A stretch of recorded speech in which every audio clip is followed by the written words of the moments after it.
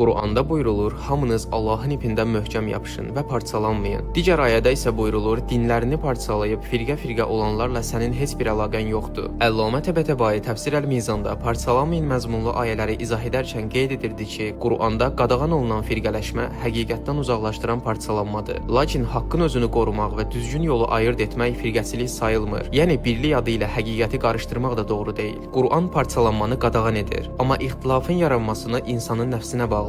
Yəni insanlar həqiqəti gördükdən sonra belə onu öz meyillərinə uyğun təfsir edirlər. Ayətullah Həsənzadə Amuli qeyd edirdi ki, həqiqət birdir, lakin insanlar onu müxtəlif dərəcələrdə anladığı üçün fərqli baxışlar yaranır. Əllamə Qazi məktəbinin baxışına görə kim Allahla məşğuldursa başqaları ilə dava etməz. Bir insan çox şey bilə bilər, amma içində təvazö yoxdursa o bilik mübahisə yaradar. Qur'anın Bəqərə surəsində buyurulur: İnsanlar əvvəl bir ümmət idi, sonra ixtilaf etdilər. Diqqət etməli məqam ixtilaf qadağan olunmur, ixtilafın səbəbi məzəmmət olunur. Din ümumi şüar deyil, din konkret əməl sistemidir. Məsələn, namaz necə qılınacaq, hansı qaydaya görə və hansı fiqhə əsasən. Seçim etməsən belə sən faktiki olaraq bir yolu izləyəcəksən. Qur'an buyurur, bəzi ayələr açıqdır, bəziləri isə mütəşabihdir. Davamında isə qəlbində əyrilik olanlar mütəşabih ayələrə tabe olarlar. Bu deməkdir ki, problem kitabda yox, problem oxuyandadır. Əllamə Təbətəbai qeyd edirdi ki, Qur'an Qur'anla təfsir olunmalıdır, amma hər kəs bunu edə bilməz. Çünki Qur'an bir növ sistemdir. Bir ayəni ayırıb hökm çıxarmaq isə azdırıcıdır.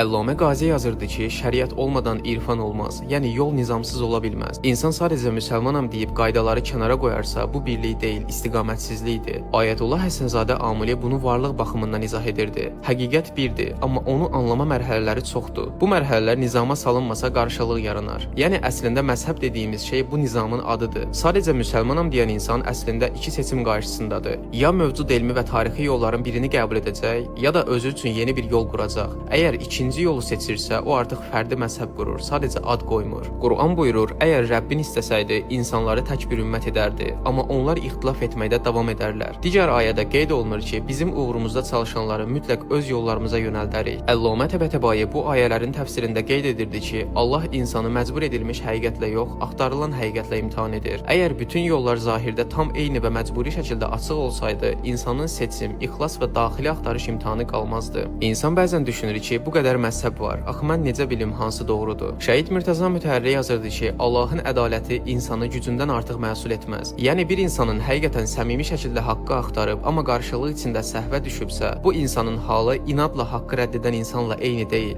Əllamə Qazi qeyd edirdi ki, insanın daxilində fitrət adlı bir nur var. Problem isə bəzən məlumatın azlığında yox, nəfsin həqiqəti qəbul etmək istəməməsindədir. Çünki bəzi insanlar həqiqəti axtarmır, sadəcə öz rahatlıqlarını qorumaq istəyirlər. Ayətullah Behçət ağa deyirdi ki, Allah bəzən insandan çox böyük şey istəmir, sadəcə səmimi olmasını istəyir. Əgər insan doğrudan da haqqı istəyirsə, qorxmadan axtarırsa və nəfsini bütə çevirmirsə, Allahın onu tamamilə başsız buraxacağını ariflər qəbul etmirlər. Çünki Qur'anda dəfələrlə vurğulanır ki, Allah səmimi axtaran qəlbi hidayətsiz qoymaz.